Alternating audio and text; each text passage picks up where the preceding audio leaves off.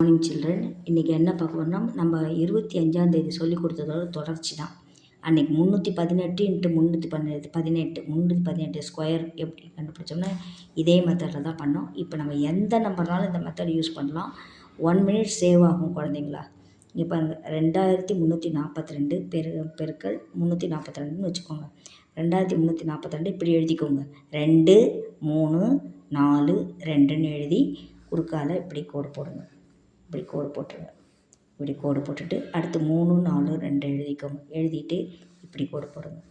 கோடு போட்டு முடித்த உடனே ஒவ்வொரு கட்டத்துலேயும் டயகனல்ஸ், அதாவது மூலை விட்டம் வந்துச்சுன்னா இதை மாதிரி கோடாக வந்துடும்.